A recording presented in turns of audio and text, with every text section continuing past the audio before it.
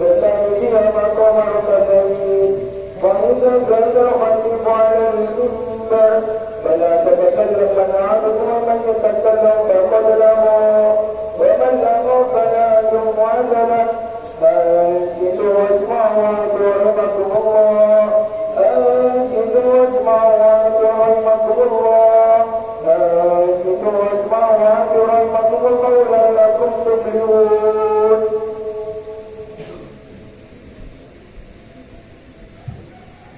اللهم صل على محمد اللهم صل على سيدنا محمد اللهم صل على سيدنا ومولانا محمد أجمعين. اللهم قوي الإسلام إلى المسلمين والمسلمات والمؤمنين والمؤمنات وانصرهم على المعاندين واكف لنا منهم طريق الخير ويا خير الناصرين برحمتك يا أرحم الراحمين. Assalamualaikum warahmatullahi wabarakatuh. Bismillahirrahmanirrahim. Nahmaduhu wa nasta'inuhu wa nastaghfiruh wa na'udzu billahi min shururi anfusina wa min sayyiati a'malina. Man yahdihillahu fala mudilla lahu wa man yudlil fala hadiya lahu. Wa asyhadu an la ilaha illallah wahdahu la syarika lahu wa asyhadu anna Muhammadan 'abduhu wa rasuluh. Ya ayyuhalladzina amanu taqullaha haqqa tuqatih wa la tamutunna illa wa antum muslimun. Ya ayyuhan nas ittaqu rabbakum alladzi khalaqakum min nafsin wahidah wa khalaqa minha zawjaha wa batha minhuma rijalan katsiran wa nisaa'a wattaqullaha alladzi tasaaluna bihi wal arham innallaha kana 'alaykum raqiba.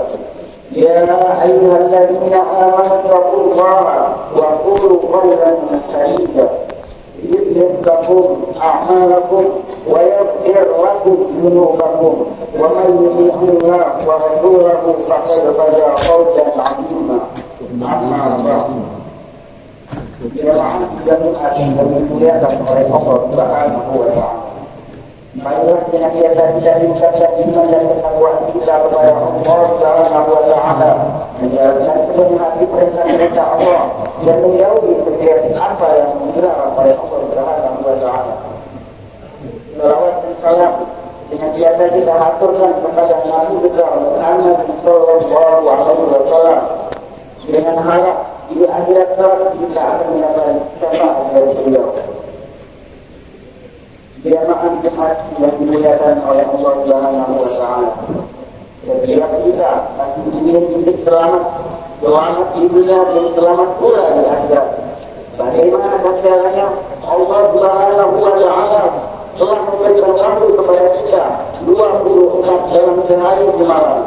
Percayaan selanjutnya, apabila kita tidak maksimalkan 24 jam itu untuk beribadah kepada Allah Subhanahu wa ta'ala, atau berapa jam waktu dari 24 jam itu yang kita gunakan untuk beribadah kepada Allah Subhanahu wa ta'ala.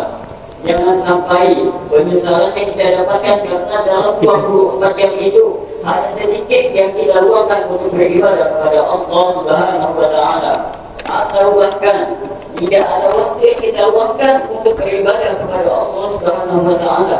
Yang lebih parahnya lagi hadirin, bukan beribadah, akan tetapi 24 jam yang Allah sediakan kita gunakan untuk bermaksiat kepada Allah. Alhamdulillah. Oleh karena itu, pada kesempatan kali ini saya akan menyampaikan khotbah dengan tema cerdas dalam menghadapi 5 hal. Sesuai dalam firman Allah surat Al-Asr ayat 1 sampai 3, yakni Bismillahirrahmanirrahim. Wal 'asr innal insana lafi khusr illa alladziina aamanu wa 'amilus shalihati wa tawassaw bil haqq wa tawassaw bis sabr.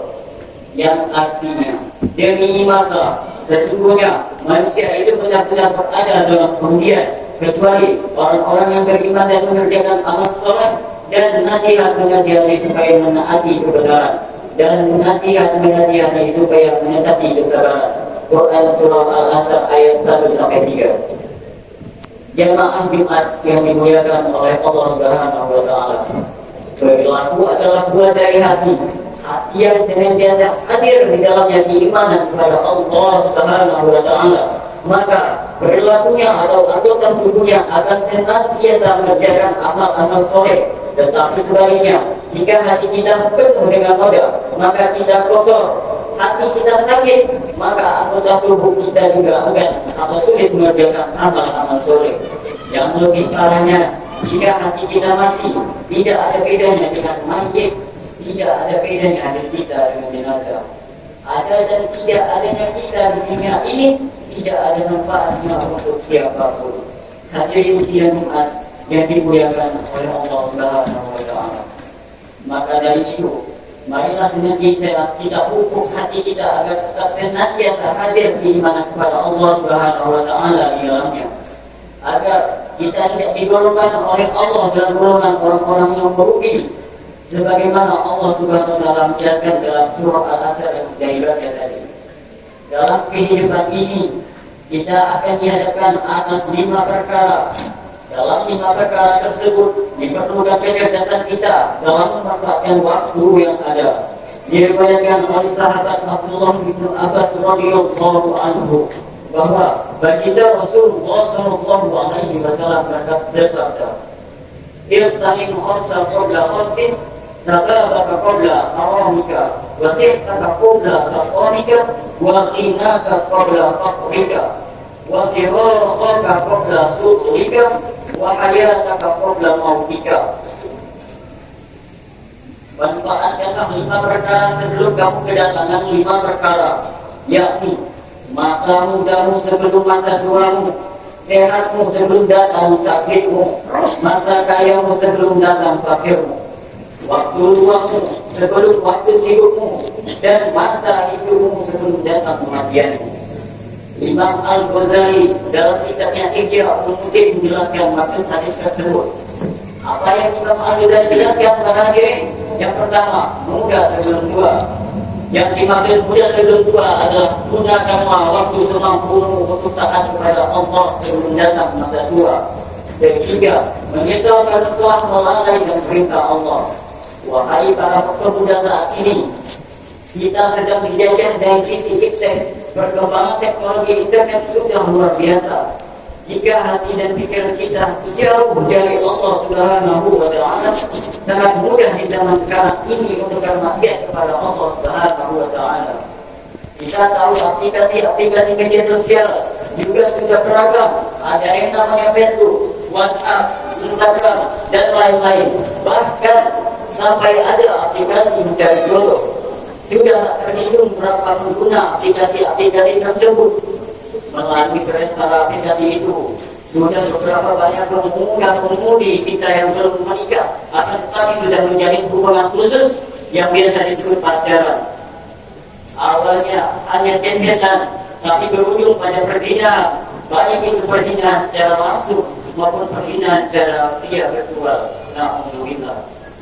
Internet adalah sebuah alat sebagaimana seperti pisau. Jika pisau diberikan kepada seorang ibu, maka pisau itu akan menghasilkan masakan-masakan yang enak. Tetapi jika pisau tersebut diberikan kepada perampok, kepada pembunuh, maka pisau itu akan membawa malapetaka untuk melukai orang-orang miskin. Ayolah para pemuda, kita sedang dijaga, maka bangkitlah, gunakan segala kemudahan-kemudahan yang ada sebagaimana sarana mendekatkan diri kepada Allah Subhanahu wa Ta'ala. Yang kedua, sehat sebelum sakit.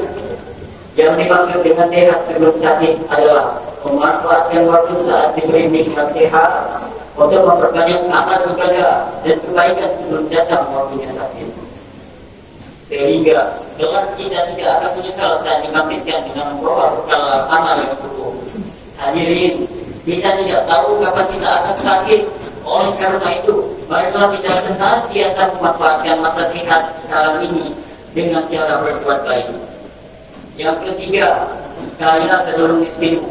Imam Al-Ghazali menjelaskan makna dari memanfaatkan masa kaya ini untuk memperbanyak sedekah kepada fakir miskin, kepada anak yatim, dan kepada kaum duafa dengan harta yang dimiliki, sehingga tidak menjadi fakir di dunia dan tidak pula di akhirat.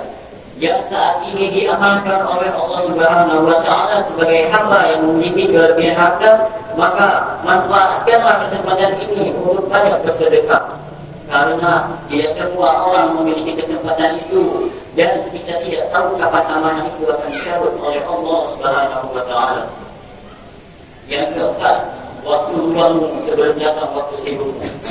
Manfaatkanlah waktu luang ketika di dunia sebelum sibuk dengan kembalian hari kiamat yang menetap awannya di alam kubur, sehingga selamat dari siksa dan kehinaan. Waktu luang itu waktu kapan?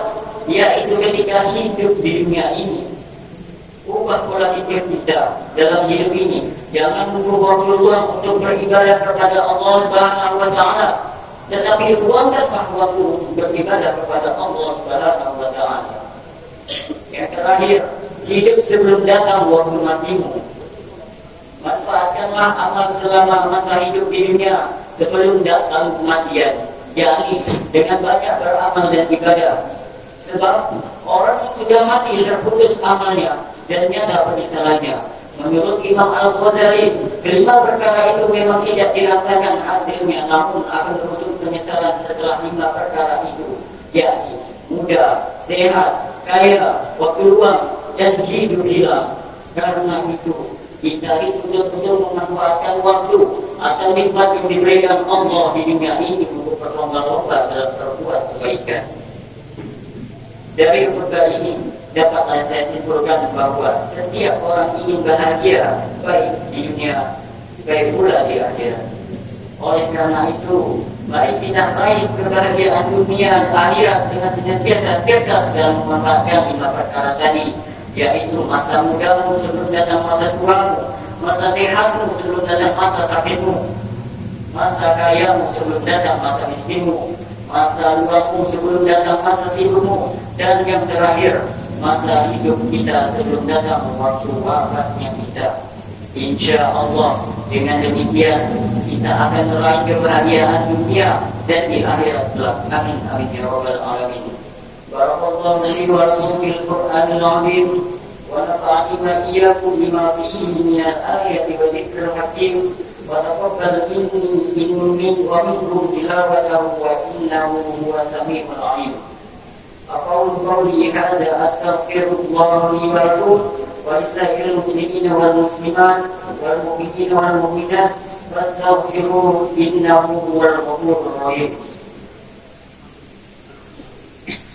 اللهم صل على محمد اللهم صل على سيدنا ومولانا محمد اللهم صل على سيدنا ومولانا محمد.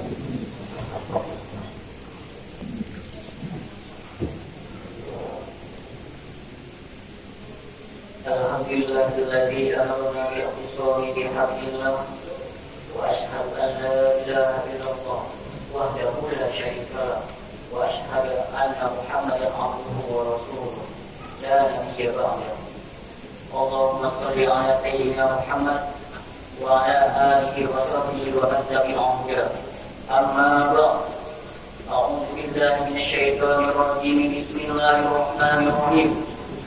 إن الله وملائكته يصلون على النبي يا أيها الذين آمنوا صلوا عليه وسلموا تسليما. اللهم صل على سيدنا محمد وعلى آل سيدنا محمد كما صليت على سيدنا إبراهيم وعلى آل سيدنا إبراهيم وبارك على سيدنا محمد وعلى آل سيدنا محمد كما باركت على سيدنا إبراهيم وعلى آل سيدنا إبراهيم إنك حميد مجيد. آمين آمين. اللهم اغفر للمسلمين والمسلمات والمؤمنين والمؤمنات الأحياء منهم والأموات إنك سميع قريب مجيب الدعوات. اللهم اغفر لنا ذنوبنا وذنوب والدينا وارحمهما كما ربيانا صغارا. ربنا اغفر لنا ولإخواننا الذين سبقونا بالإيمان ولا تجعل في قلوبنا غلا للذين آمنوا ربنا آتنا غفور رحيم ربنا ظلمنا أنفسنا وإن لم تغفر لنا وترحمنا لنكونن من الخاسرين ربنا آتنا في الدنيا حسنة وفي الآخرة حسنة وقنا عذاب النار يا الله إن الله يأمر بالعدل والإحسان وإيتاء ذي القربى وينهى عن الفحشاء والمنكر والبغي لعلكم تذكرون واذكروا الله العظيم يذكركم واسألوه من فضله يؤتيكم ولذكر الله أكبر